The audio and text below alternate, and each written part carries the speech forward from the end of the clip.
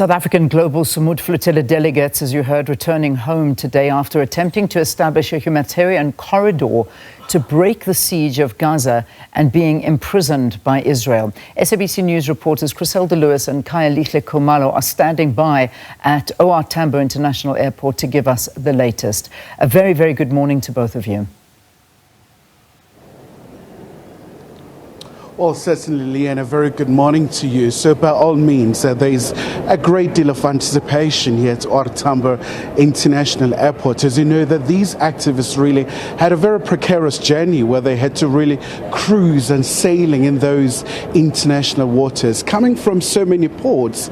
But the very main points really where they sailed across was in Spain, and it was preceded by the rallies where they were really pledging solidarity with the people of Palestine, but also painting a very grim picture about the state of affairs where there is widespread starvation, and subsequently, Leanne, we saw the interception of those vessels. We saw also global condemnation from so many leaders across the world. In fact, we saw the South African President Cyril Ramaphosa as well having that statement calling for the immediate release of these activists. But of course, Leanne, I do have my colleague here, Chriselda Lewis. Really, it's been a very interesting chapter, Chriselda, especially when you look at South Africa's involvement in this case, from the International Court of Justice to seeing the flotilla of these activists.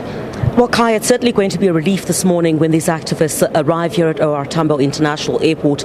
They arrive home at about 9:30 this morning, we understand, from Qatar. It's going to be quite a relief for them and their families as well. You know that there's been widespread criticism and, international condemnation of the interception of this global Sumud Flotilla, which was on its way to Gaza to deliver humanitarian aid. Of course, you'd know that the humanitarian crisis in that war-stricken country is quite well documented. The condemnation also from President Cyril Ramaphosa. Part of what the criticism has been is that the human rights of these activists have been violated. We've heard some international reports about the conditions that these activists were kept in. Certainly we'll hear a whole lot more when they land here at OR Tambo International Airport this morning. But, this is not the first flotilla that we know has been intercepted. What Israel has basically said is that these missions have violated, their naval blockade. So that is also the criticism that has been leveled against this particular flotilla. And we know that there have been a number of countries that have been involved in this mission to try and get humanitarian aid to Gaza that have been intercepted. This is not the first time. So these group of 6 South African activists that will be returning will certainly give us an indication of what happened there, what the conditions were. What we do know now in terms of international reports and what has been said is that their rights were violated there, the manner in which they were treated. But of course, Israel has denied all of these accusations that have been made. And obviously, Chriselda, I think what has been really interesting is just observing. I mean, you look at the caliber of these activists. We've seen Mr. Mandela himself. He's always been quite a very vocal activist about the Palestinian question, but also looking at others as well, Dr. Hendricks as well, and many others as well, the gender activist, and of course the Swedish campaigner Greta Thunberg. I mean, I think she has become the serial flautist lady.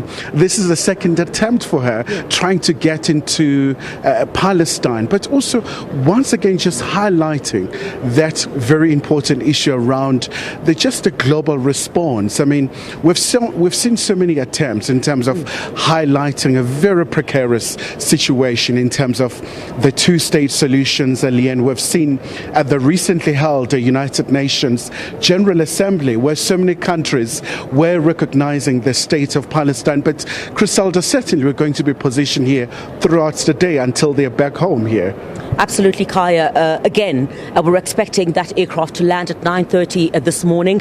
And of course, it's going to be quite a relief. We're also expecting, Leanne, a number of supporters. We've seen the international solidarity, the solidarity here at home as well. We're expecting quite a number of those individuals to arrive here at OR Tambo International Airport. And of course, with the condemnation that has come, Kaya, from the actions of Israel, as we indicated, we saw Greta as well being part of these activists. We're talking about hundreds of activists that have been involved in this humanitarian campaign to get aid to Gaza. The United Nations itself has also condemned on a number of occasions the fact that food, medical supplies and critical material that is needed to alleviate the situation in that war-torn region, any assistance that may be needed is something that needs or that blockade. There's been a call for that naval blockade to be lifted, but certainly Israel indicating that it's actually been a violation of its naval blockade.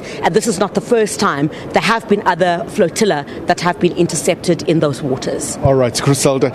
So certainly we're going to be positioned here throughout the day, Leanne. But of course, from the Israeli government, I mean, they've called this a mission, just a publicity stunt. So there has been a reaction as well from Tel Aviv. So with that, back to you in studio. All right, Khayalihle Khumalo and Chriselda Lewis there all morning. We'll be touching base with them a lot as they keep us posted on this arrival.